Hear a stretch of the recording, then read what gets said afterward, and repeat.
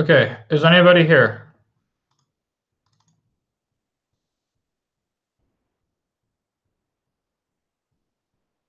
Can anyone hear me? Okay, is anybody here?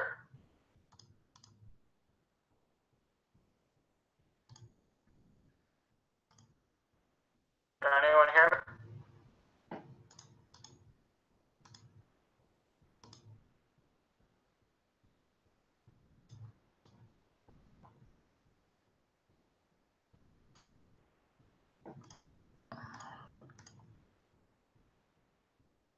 Okay, can anyone hear me now?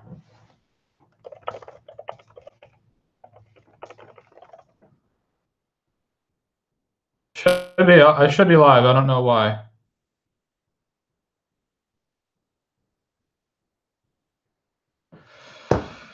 Good grief. 5 viewers. First audio, now video is lost. Okay, so you guys could hear me a second ago, and now you don't have video? Is that the idea?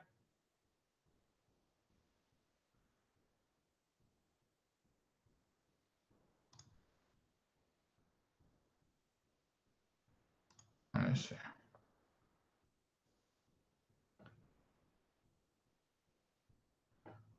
So now you guys should see a chessboard. Is that correct?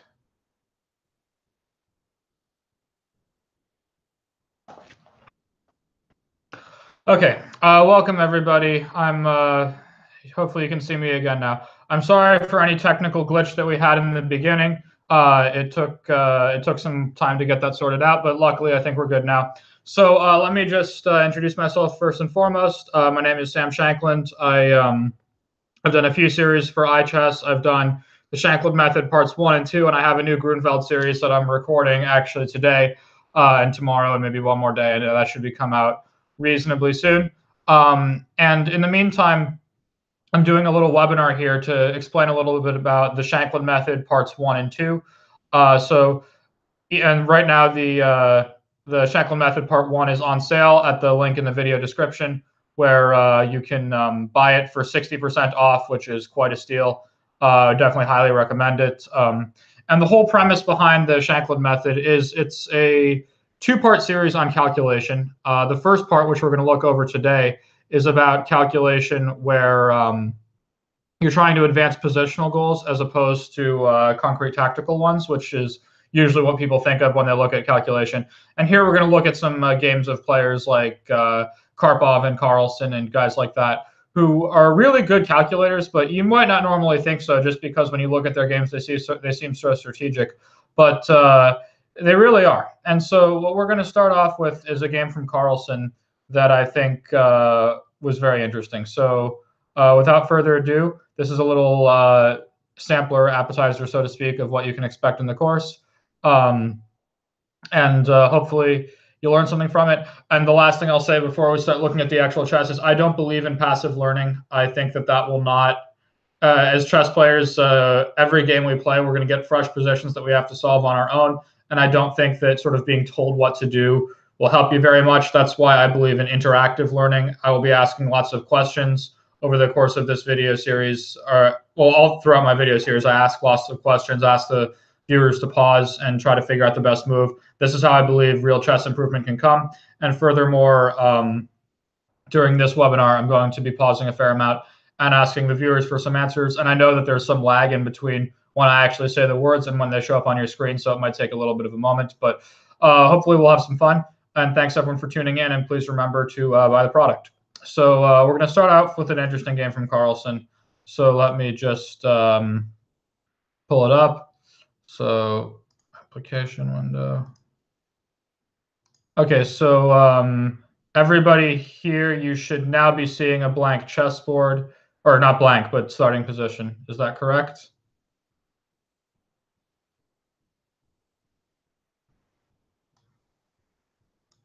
Can people confirm that they now see the blank chessboard?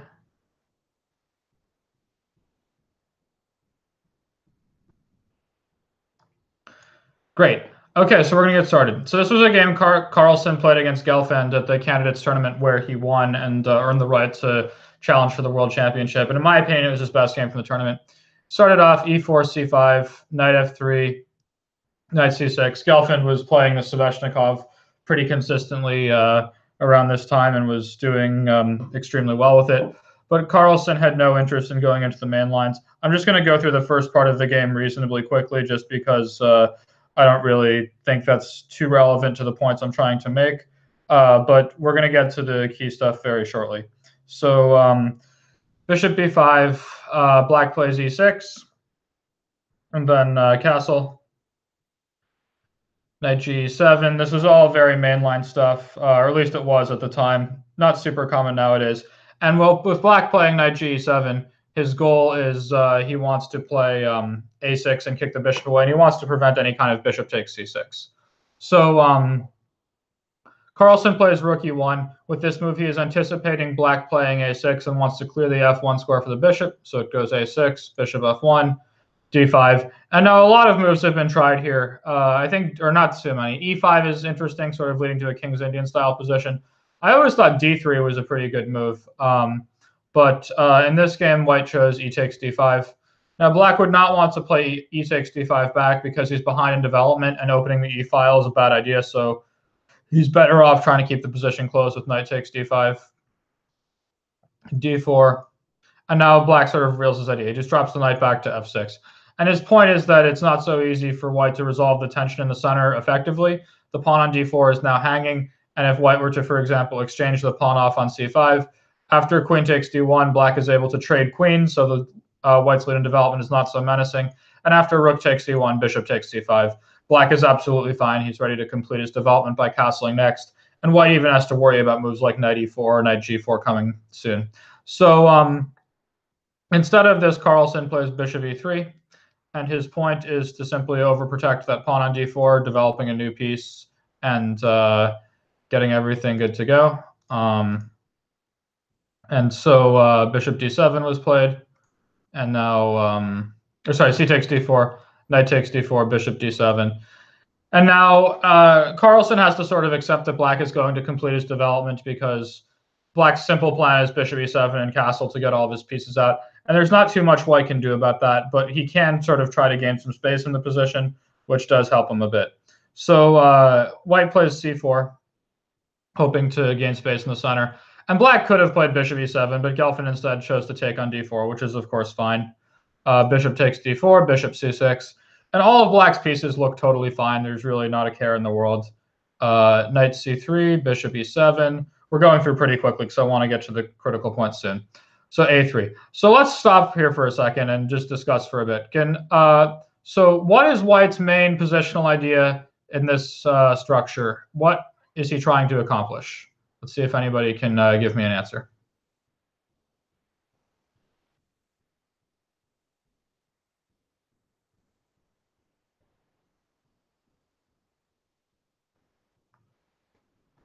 F takes e5. I'm not sure what that is, or maybe there's a delay, so it's a different position. But what is white's plan in this position?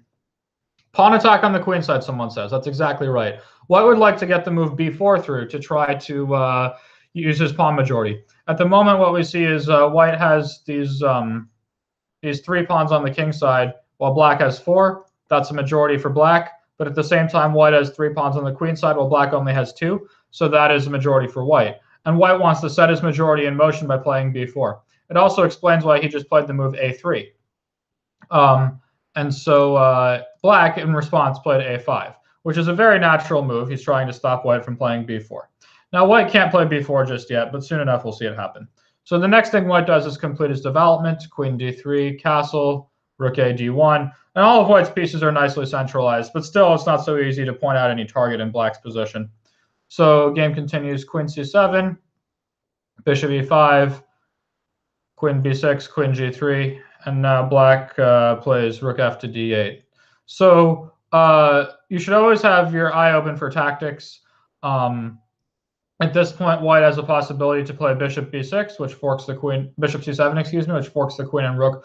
But unfortunately for him, black can get out of it by playing rook takes d1, when white doesn't really want to take the queen, because after rook takes e1, I believe black's 2 rooks will be at least as good as white's queen, probably better. So that's not good news. And white could take back, but then he will lose the pawn on b2, and that's not good news either. So Carlsen, instead of bishop d7, bishop c7, took on d8 first, using sort of this is the first time in the game where I will say he's using the key theme that I've been trying to discuss, of using concrete tactics to justify positional goals. White is quite happy to White is not happy to take the rook on d8 because he's ceding an open file, and after rook takes d8, black gets the file back. But unfortunately, black is not able to keep this open file like so because white has a strong move here. So let's see if somebody can tell me what that is.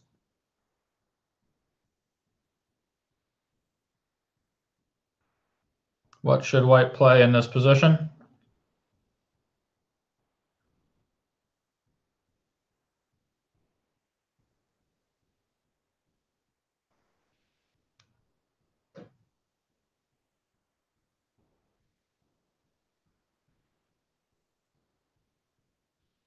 Yes, bishop c7 has been suggested, and it's very strong. After bishop c7, black is simply losing material because he no longer can exchange off the rook on d1, and he's going to be left in exchange down. So as a result, white seems to have ceded the d file, but in fact he's actually taking over the d file by force, because after queen takes d8, white goes rook d1, and he gets there first. Now rook takes d8, when we go back to this moment where it was played, it doesn't seem very intuitive, at least not to me, because you don't want to be, you're fighting for the one open file in the position. It seems like white's just giving it up before the fight even begins, but he's using this concrete tactic to justify the positional goal of taking over the d file. When white plays rook takes d8, rook takes d8, or sorry, queen takes d8, and rook d1, this is strictly a strategical tactic, and that's what we're going over mainly in this series. White took over the d file. He didn't crush black. He didn't take a ton of material. He didn't just like win the game or anything like that. But he took over an open file. And these are sort of the modest incremental goals that players like Carlsen and Karpov and these sort of strategic-minded players tend to excel at. But you have to realize that they're playing very tactical chess too in order to accomplish those goals. Rook takes d8 is not a strategic move. It's a tactical one. So black plays queen b6. Now, white has control of the d file for the moment, but it's clear that it's pretty hard to actually make good use of it. So the next question becomes what can white do next? But also, there's a very valid question: what is black's plan in this position? If it were black to play here, what would his next move be?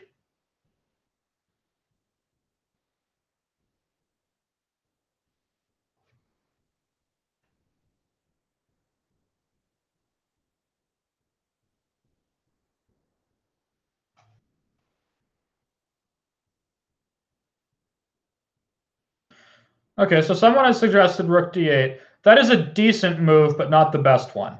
Remember, white's main plan, as we've already advertised, is to gain space on the queen side. Yes, someone has suggested a4. This is definitely black's best move. If black is able to make the pawn advance a5 to a4, then white is just going to have a very, very hard time setting his queenside majority in motion. So white would like to get b4 in before any of that can happen. So he started off with the move bishop d4. It's not, but the problem is if you think, I'd like to stop black from playing a4 and hopefully get in b4 myself, you cannot play b3 because that pawn will simply hang. And otherwise, what are you going to do about a4? So white started with the move bishop d4, which forces the queen to make a decision as to where she wants to go. And as it turns out, the queen does not actually have so many good squares. Because if she goes to a6, white has several tempting options, but I think the simplest is sort of going back to the core theme of this one, which is if you want here, actually, let's do this as a little exercise. Before I go over what the correct move is, I'd like everyone to once again try to find the best move in this position after bishop d4, queen a6. In the game, Gelfand played queen b3, but we're going to check queen a6 first. What should white play now?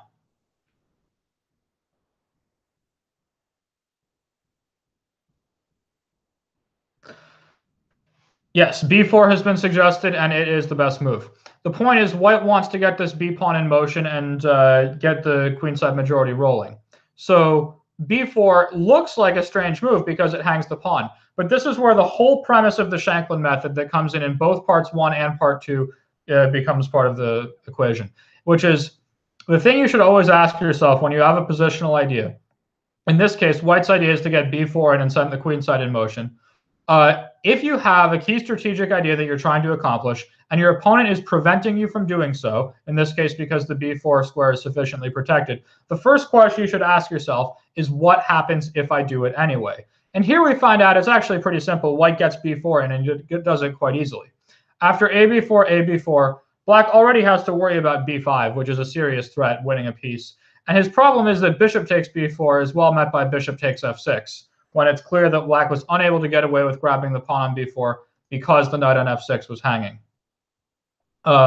So yeah, this is why b4 is correct under the circumstances. So this is pretty convincing. However, unfortunately for you guys, Gelfand does not go down so easily, and he instead played the move queen b3, which is really a nasty move because it sticks the queen right in white's face where he can't really do much about it, and it really forcefully prevents the b2 to b4 advance. But Carlsen once again used a very nice tactical resource to try to force the b4 advance through.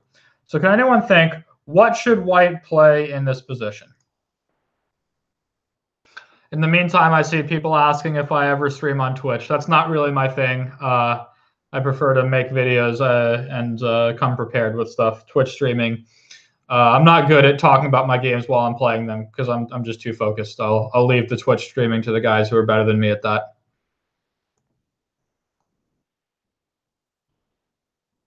Okay, so knight d5 has been suggested, which is a decent idea, but it doesn't quite work because the rook on d1 is hanging. So if white were to play knight d5, it looks like the knight is hanging on d5, but I presume the person who suggested it, the point is that the queens are now looking at each other, the queen on g3 and b3, so black does not have time for e5 because the queen is hanging. But unfortunately, black can get away with grabbing this rook, and that's bad news. So after queen b3, white has a better move than that. So queen c7 has been suggested, and that's it's a decent try, and it makes a lot of sense to shove the queen right into black's position. But the problem is, I think just as soon as she arrives, she's going to be expelled with bishop to d8, and the queen just has to go packing right away. White has a much better move, and remember what his goal is. His goal is to play the move b2 to b4. That seems completely unfeasible in this position, but believe it or not, white got it in very, very quickly. So someone has suggested rook d3, and this is indeed the best move. It sort of pushes the black queen out from the b3 square, because now the same knight to d5, which a second ago did not work due to this rook being on d1 and the queen being able to take it, now knight d5 is an honest-to-goodness threat that black must respect. So for instance, if black were to play a4, continuing along on his merry way as if nothing happened, after knight d5, he's simply losing material because there's a discovered attack on his queen from the rook on d3, and then when the queen is taken care of, this knight on d5 can jump in and take on e7.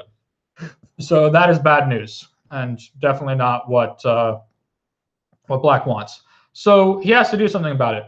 But the move rook d3 hangs the pawn on c4. So that's something that you have to keep into consideration. Did white just blunder a pawn, or does he have a trick here? What kind of tactical resource does white have in this position to punish black for playing queen takes c4?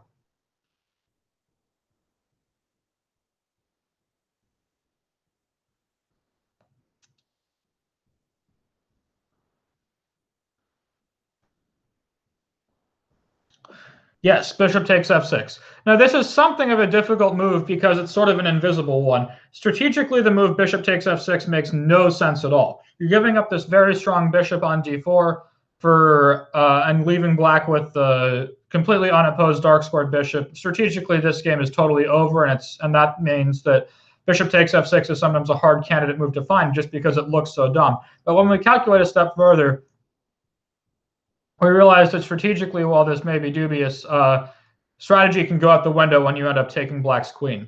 So what happened was white had this bishop on d4 and the rook on d3. The rook on d3 was blocking the bishop on f1's access to the queen on c4.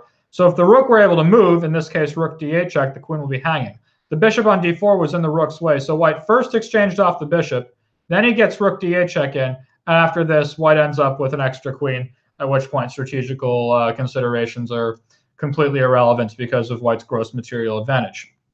So Carlsen, of course, saw this, and that's why he played rook d3. So then black plays the move queen c2, which is the best move. He is trying to get his queen into the position, and really it was the only way to keep her safe from any knight d5 trickery. I should point out that basically at any moment, if black plays queen takes b2, white has a good response in knight d5, hitting the queen on the backswing, and that knight takes e7 is coming in. Same discovery as before.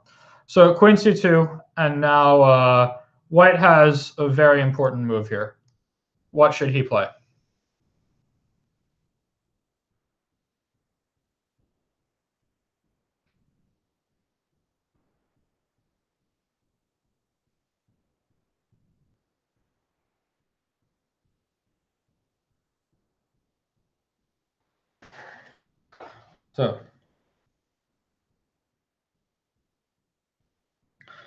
So this is another one of those positions where you have to be thinking very carefully about what your goal is, what you're trying to achieve, and can you achieve it.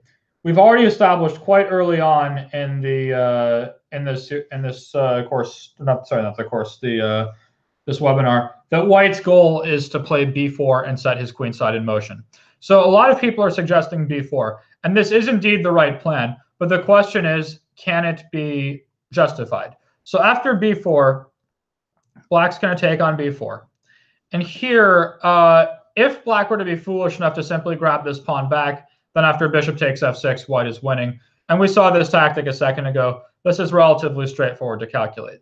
However, in this case, advancing b4 is much more controversial because black has the possibility to play a takes b4, a takes b4, and then instead of bishop takes b4, he has two very serious moves that have to be addressed. He can play rook a1, aiming to make use of white's deeply weakened back rank, or he can play knight h5. So this is where very concrete calculation has to come into play if white wants to fully justify playing b4. So let's suppose black were to play rook a1. What should white play here?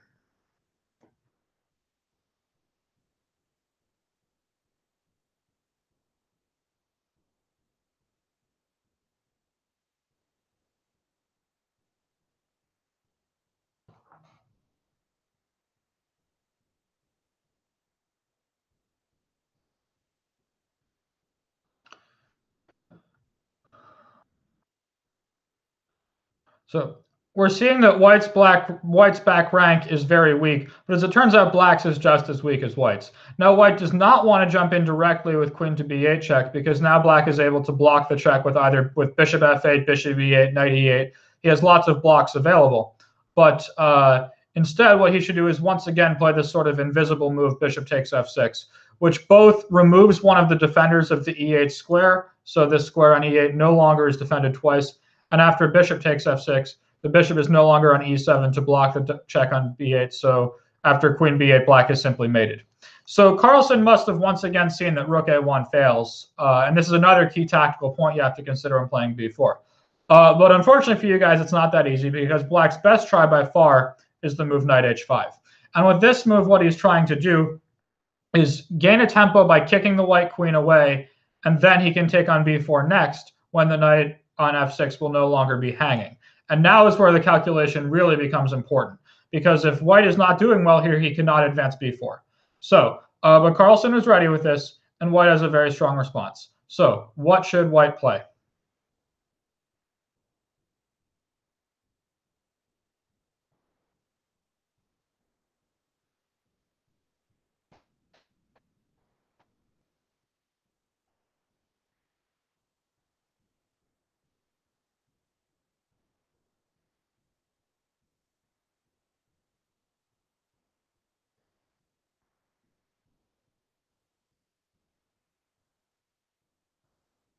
All right, so queen e5 has been suggested, queen g4 has been suggested. In all cases, white needs to be considering what will happen if black plays rook a1 next. So when you give your move, make sure you know what you will do if black responds to your move with rook to a1.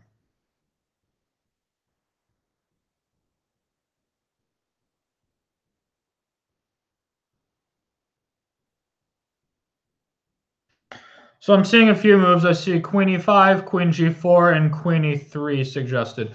So the first one I'll point out is that if queen e3 is played, now I think black can safely clip the pawn on b4. I mean, white still has some compensation in some lines, I guess, but bishop takes b4 has been played. Black has won the pawn. b5 has been prevented and everything. And I don't actually see anything super constructive for white to be doing. So this one I think you should pass on. Queen g4 is also possible, and it makes a lot of sense because white is attacking black's knight on h5, who is a key defender of the pawn on g7, and pointing out that once again, black does not have enough time to take on b4 on account of queen takes h5. But unfortunately for white, this is where black's counterplay along the first rank becomes very, very real, I think, with the move rook to a1. And now all of a sudden there are very serious problems to solve.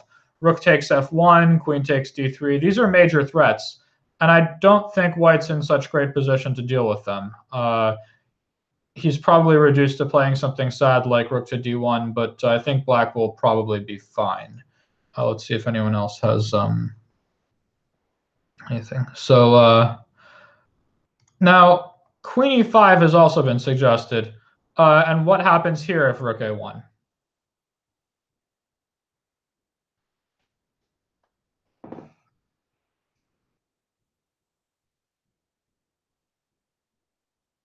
White has a very important resource here. What is it?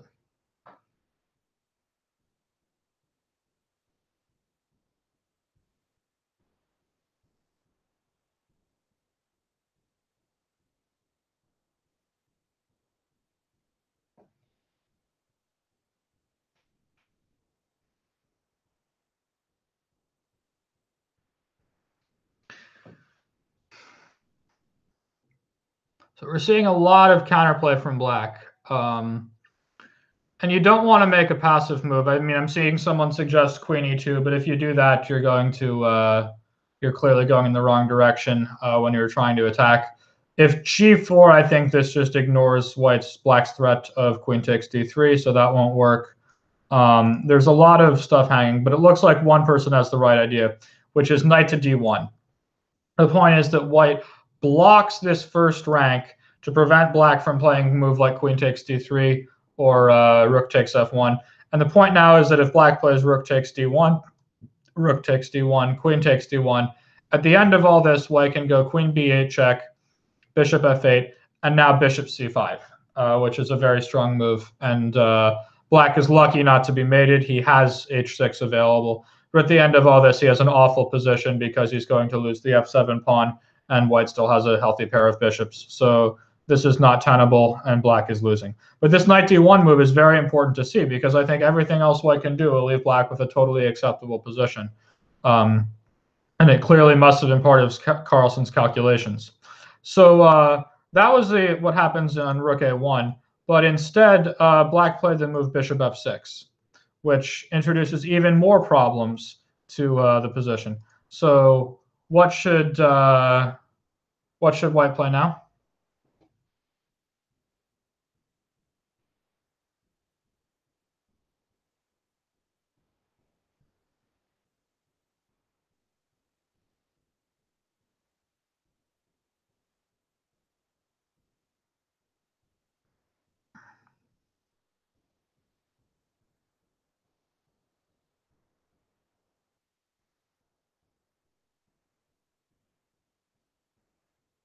Remember, the queen is hanging, so be careful. So queen takes h5 has been suggested. It's really the only serious move, so I guess we can just go with it. The queen doesn't really have anywhere else to go. And after queen takes h5, one of black's key points is revealed. He plays bishop takes d4. Now this threatens queen takes f2 mate, and black has a very powerful bishop pair. So there's really not much for white to do except for rook takes d4. But here we see white's problem is that after queen takes c3, now his rook on d4 and the pawn on b4 are both hanging at the end of all this. So what can white do now? This is where Carlsen must have had a good idea in mind. So what should white play here?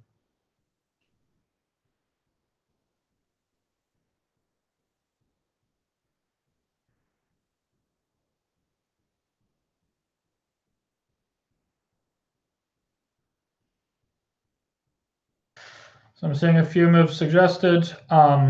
If queen d1, as someone is pointing out, black can safely take the pawn on b4 because rook d8 will not be mate after rook d8 and queen f8 at the end. So that's certainly not what you want to be doing.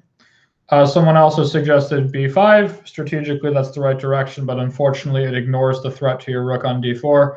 But someone else, it looks like, has the right move. Queen a5 is extremely strong. So white is hitting the rook on a8. He's counterattacking so that black cannot take the rook on d4. So if queen d4, queen a8, white will give mate. The point is, of course, that rook takes a5 will fail to rook d8 with mate to follow. So as a result, if we think about this position here, there are two open files, the d file and the a file. White has the d file and black has the a file. And with the move queen a5, white takes full control of both open files. Black is not lost immediately, but he has to play something like rook f8. Carlsen played queen b6, consolidating his position, keeping the rook on d4 protected. The pawn on b4 is no longer pinned, so he's ready for b5. And when he gets b5 in, he can set the queen side in motion. He can harass the bishop a bit and hopefully target the b7 pawn. The game is not over by any stretch, but white is clearly better, and he went on to win. And while the rest of the game was definitely interesting and worth going over, this was the part, this phase that we did here is the part that I think is relevant to the point I'm trying to make, which is about just how important calculation is for your chess improvement, even in strategic games. We look at what happened here. When Carlsen played b4, he had to correctly evaluate rook. He had to realize bishop takes b4, failing to bishop f6 is easy. Rook a1, failing to bishop takes f6 and queen b8 is a little tougher, but you notice it. But really, knight h5 was the key move. And after queen e5, Carlsen had to realize both that after bishop f6, queen h5, bishop d4, rook d4, queen c3, that he had this queen a5 resource that we just saw to take over the open file, save the b4 pawn, and leave him with a big positional advantage.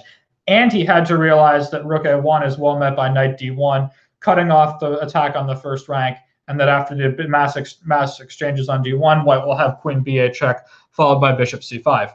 So it's easy to sort of look through this game and get to the point where it happened after, say, when we got up to this point here, let's say queen a5, and say, yeah, rook f8, queen b6, and white won a very smooth positional game.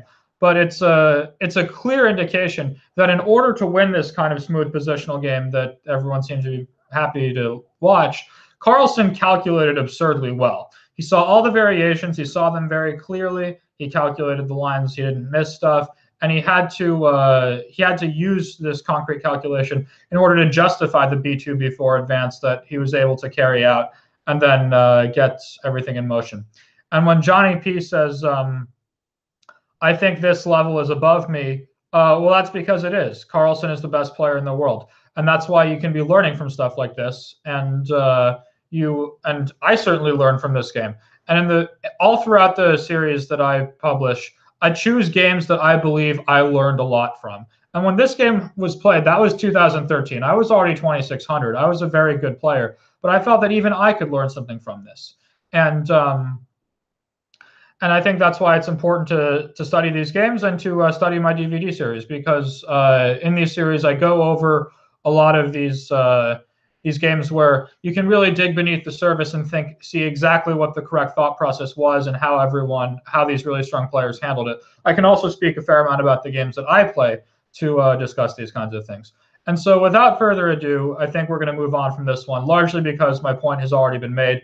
But this is roughly the kind of thing that you will see in my course, where you look over these positional games where it seems like it was all very strategic, but there is actually some very deep calculation behind it. And it was the ability to do that calculation that let the successful player shine through.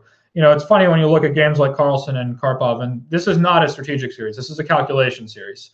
But, well, anyhow, people who say come live more often, well, I'll do my best. I have another webinar coming up, I think, in either 1 week or 2 weeks, but it's definitely on the calendar.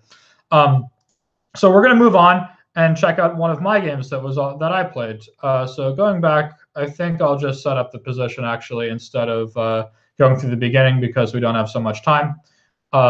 So we're going to clear the board, and we're going to look at a position from one of my games where I was playing white. And this was the victory that let me win or tie for first in the American Continental Championship in 2014 and qualified me for the World Cup. So it was obviously a pretty important game.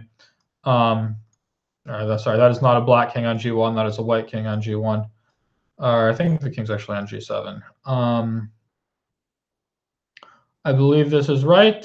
It is white to play and try to find the best move. I'll give everyone a chance to think about it before. Actually, before we let me ask everyone, what is white's main plan in this position?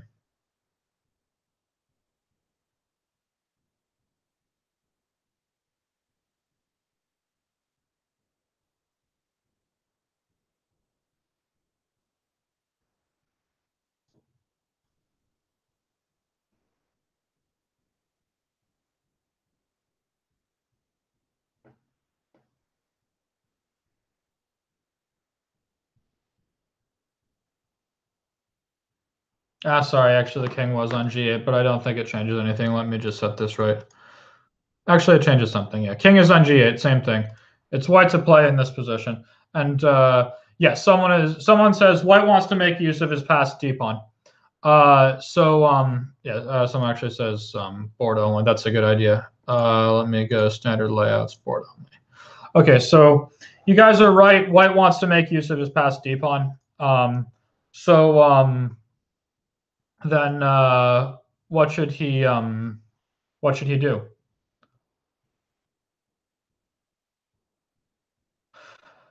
All right, so someone has suggested knight f3. That's a decent move. Any other moves?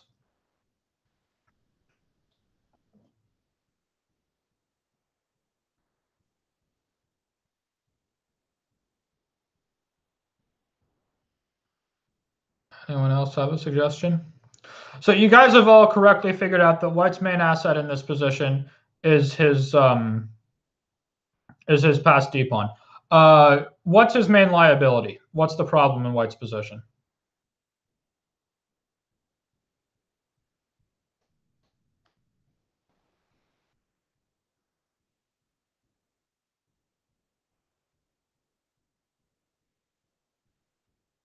So white's issue right now is that his bishop on g2 is not a very good piece. It's passive and not contributing very much. So a very important question, though. White wants to play d6. It's how he's going to get this game over with. He's never going to win with a protected passed pawn in the endgame, because if black's able to blockade the d-pawn with like his king or a knight or something, he will never be able to push that through, because black's knight will be much better than white's bishop. And in fact, black will be better, and he can try to break down the pawn chain with a move like b5 at some point. The move white really would like to play right now is d6, mobilizing his passed pawn and opening up his bishop.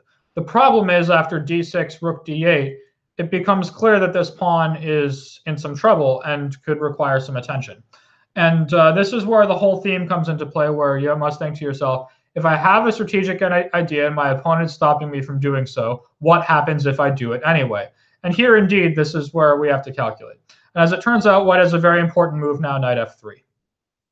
The point now is that if black were to play rook takes d6, white can play bishop f1, and black is going to lose the knight. However, the variation is far from over. Black plays knight f4. And what does white do now?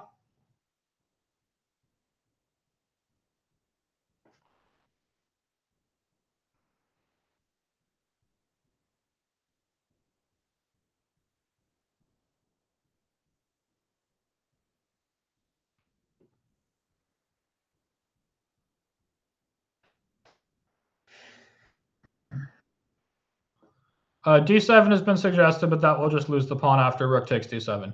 Playing d6 is a very risky move, because the pawn can be taken if you're not careful, and then you will just lose. You'll be pawned down with a horrible structure.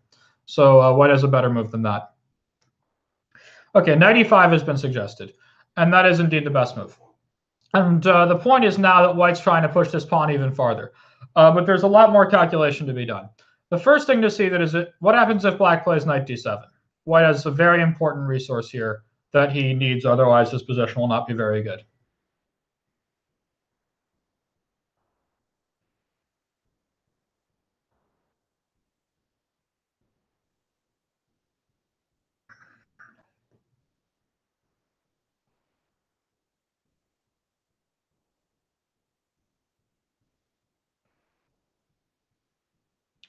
Okay, so knight c6 is the best move. And let's say rook to e8. And here it's very important that white has this idea, knight e7 check, and let's say king f8 or king g7, it doesn't really matter. Now white will trade off his bad bishop by playing bishop c6 and threatening that knight on d7. Black must play rook to d8, and after takes, white has another very important move to seal his advantage with knight to c8. And by doing so, he's attacking the pawn on b6. So if this pawn moves forward, white will now take it. And after knight b6 again, the black rook must go to d8. If he goes somewhere else after d7, the pawn should just go straight through. And after rook d8, white makes another passed pawn with a4. And it's going to be absurdly difficult for black to stop this pawn from simply marching straight up the board, and black will be doomed to death. So, and someone is suggesting knight e2 check, which you could try here. But unfortunately for black, it doesn't quite work because after king f1, knight d4, I presume the guy's point is that if I take on that now the pawn on d6 is hanging. So if I take on b6, black can take on d6. But this is another key tactical point that white had to see before choosing to advance d6, which is that after knight a4, black is unable to save his c5 pawn. And as such, he should be in big trouble. He can try something like rook c6. And once again, knight takes c5. What happens if I just do it? And the knight is hanging on d4.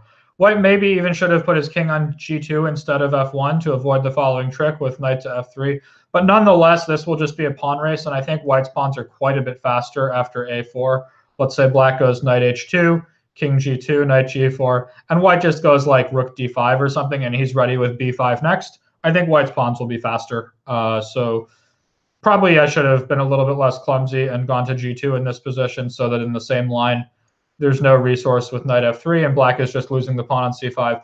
But in both cases, I think it's good for white. So now the guy is pointing out that actually he meant knight e2 check instead of knight d7, and that's how the game continued, and it's the most critical variation.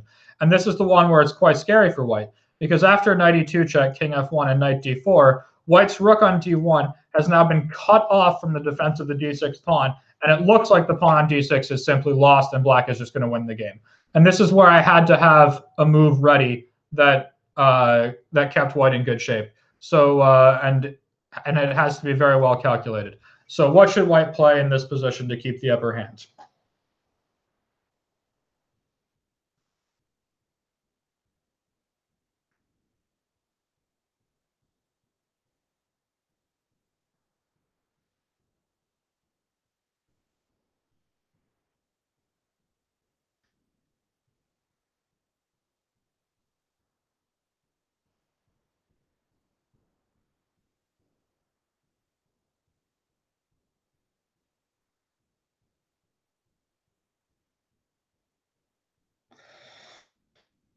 White has a very important tactical resource available to justify playing this way.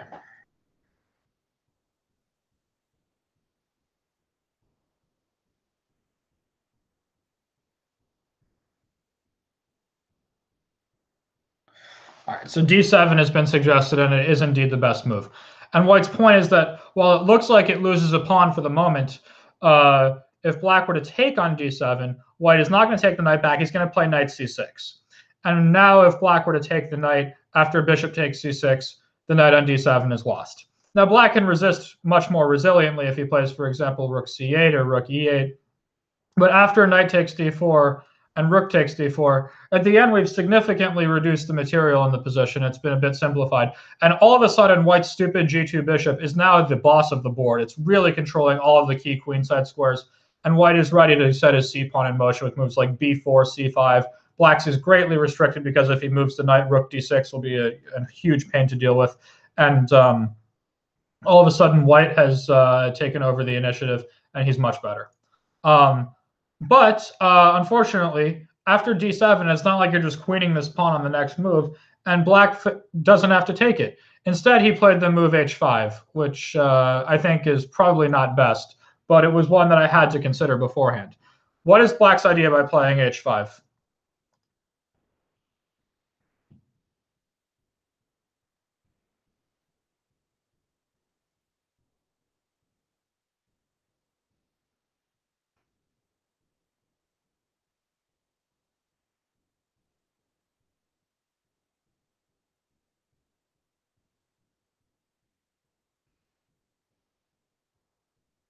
Yes, that is correct. Someone points out knight g4. If black is allowed to play knight g4 and remove the defender of the d7 pawn, then he will be able to play rook takes d7 next and just be a pawn up. And that's not good news for white. So what should white do? Of course, I had to calculate this before playing d6.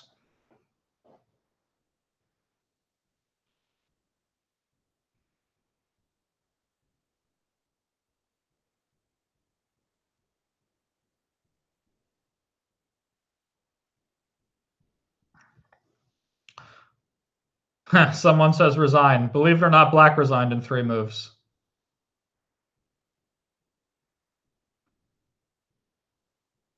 So a bunch of moves have been suggested. The best one is bishop h3. White takes his bishop, which is not doing very much, and uses it to defend the pride and power of position, the d7 pawn. If white plays h3 instead, then black can probably play king f8. And I don't know what white wants to do next about black playing knight takes d7, because if white just marks time, I don't know, let's say rook d2.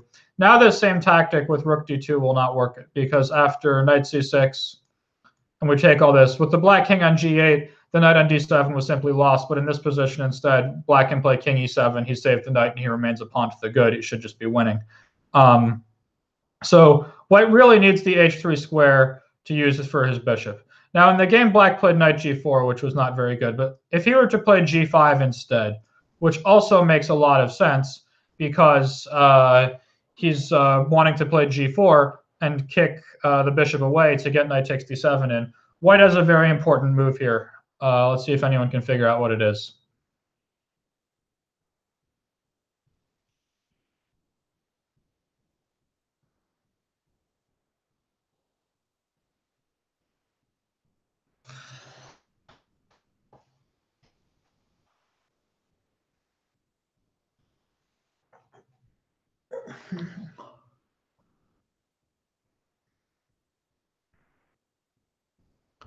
Yes, rook takes d4 is a very important move and a very strong one. The point is that after e takes d4, white plays bishop f5. And this is a funny case of complete paralysis because literally none of black's pieces can ever move. If he ever moves the knight on f6, I'm going to jump in with knight c6. Same thing if he ever moves the rook on d8. In both cases, after knight c6, the pawn's going to go straight through. The black king is totally restricted because it can't use the f6 square since the knight is occupying it. And if the knight moves away, then obviously knight c6 is coming. The king cannot come to e7 because once again, knight c6 will win material, and there's nowhere else for the king to come. If he plays like g4 and wants to go king h6 to g5, as soon as king h6 is played, knight takes f7 will come. So literally all of black's pieces are completely stuck. He can't move a darn thing, and white will very simply go king e2, king d3, king takes d4, b4, c5, and just go straight through. So this is a case of complete paralysis that had to be calculated. It's a very nice exchange sacrifice. Someone else suggested knight c6 in this position, but that's not going to work very well because black can take it, and then he plays g4, or maybe even knight e4 followed by g4. But g4 looks easiest. In fact, probably even king g7 is the best move, just to keep it as simple as possible. Rook takes c6, g4 comes next, black will take on d7, and he's doing well. But this rook takes d4 followed by bishop f5 is a great case of complete paralysis, which is rare in chess, but it does happen. Instead, though, black played knight g4. And now white has a winning continuation. So let's see if anyone can find it.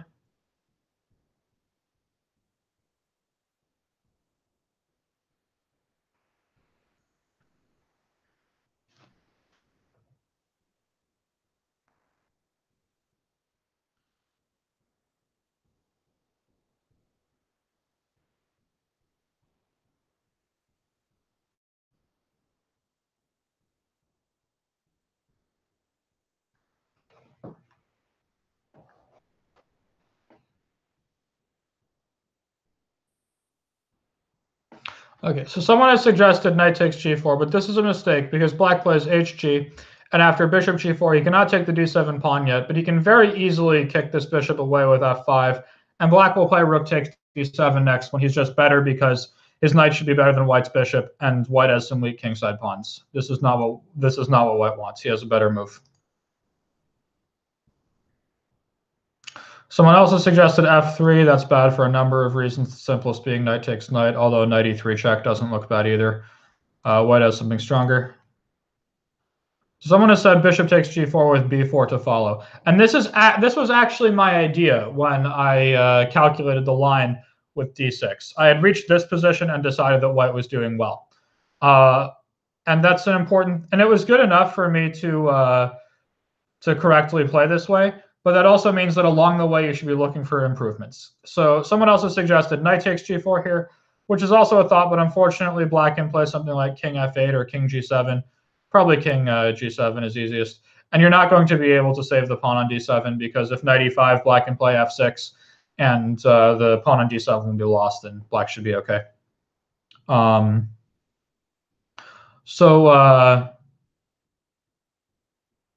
Any other tries?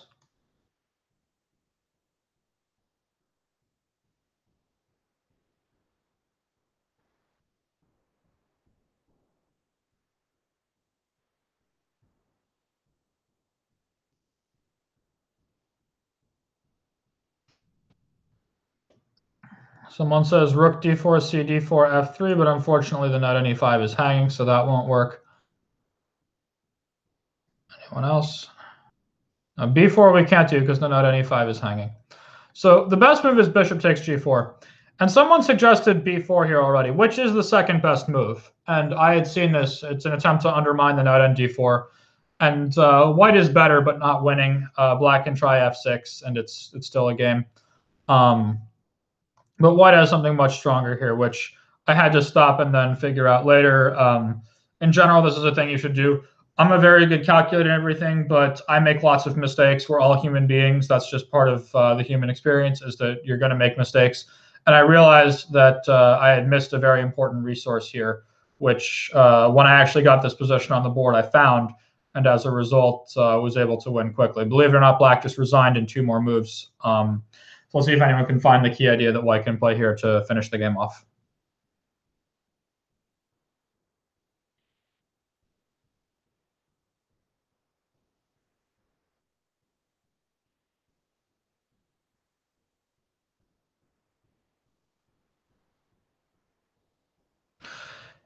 Rook takes d4 has been called, and this is the best move. And the point is that after c takes d4, white simply crashes straight through with b4, and black is 1 tempo too slow to stop this very simple plan of c5, c6, c7, just winning the game.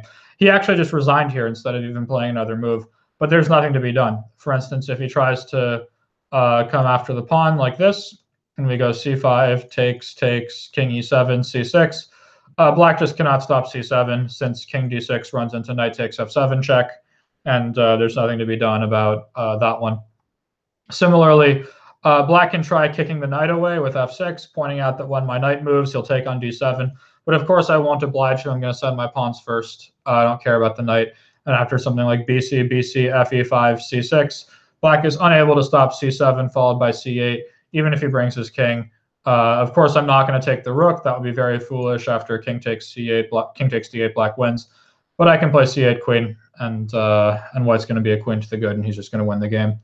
And finally, after b4, black can try setting his d-pawn in motion at some point, when white still has to be a little bit careful, but it is winning.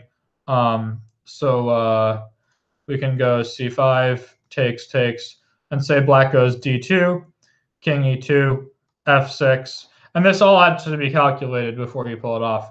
And once again, I don't have time to move my knight. Someone's already asking in the chat, what if f6? If at any moment f6, white's just going to ignore it and try to get the c-pawn through, takes. And here white has one more very important move, and I'm going to ask you guys to find this one before we call it quits on the webinar for today. If he doesn't find this move, white might even lose. What should he play?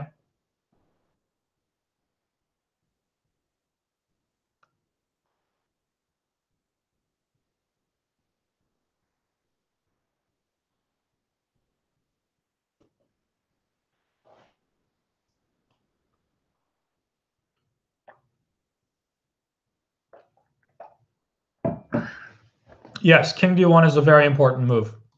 It would be tempting to go forward with c7, pointing out that if rook takes d7, c8 queen, white wins. But unfortunately for white, black has a very strong in-between move, d1, queen check, and after king takes d1, rook takes d7. White does not have time for ca queen because he's in check himself, and as a result, rook takes c7 will come, and black will remain a rook to the good.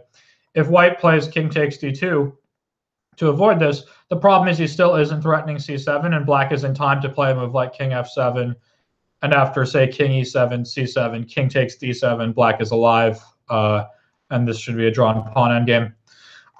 But instead of all this, white shields his king with king d1, so that next move he will be able to play c7, and there's nothing black can do about it because rook takes d7 will not be check, and here a queen is popping up, and black is lost. So in the end, this one was a little bit more tactical in its nature and sort of looking than a lot of the other games in the course, because white is trying to white's sort of trying to bash through with that pawn pretty forcefully. But it was a largely strategic game in that he's trying to, advance his passed pawn. This isn't really like, a bone crunching, win material, crush the king, things like that. He just wanted to set his passed pawn in motion and activate or potentially exchange the lousy g2 bishop. And this had to be justified by very precise tactical calculation. And I actually spent about half an hour on d6, which was a very critical decision. And I'm glad I invested the time because I did manage to find the best move. So if you liked what you saw here, and I certainly hope you did, there's two things you can do. One, you can tune into my next webinar, which I think will be in a week, on the Shankland method part 2. But two, and more importantly, you can take this opportunity to buy the video course, which you can see in the link in the description of the video. I'm just going to copy it in here. If you give me just a second, let me copy the link that's in the video description. You'll get my course for 60% off. It expires reasonably soon, so you'll definitely want to do that sooner rather than later. Keep in mind, you should not be intimidated by any of this stuff because it's very tough stuff, but chess is a tough game. And the whole goal is to improve. And the course itself, I should just point out, it's catered much more towards a topic than to, I just show you my face again. So the course itself is catered much more towards a topic than towards a level. It is this topic of using these concrete tactics to justify positional goals.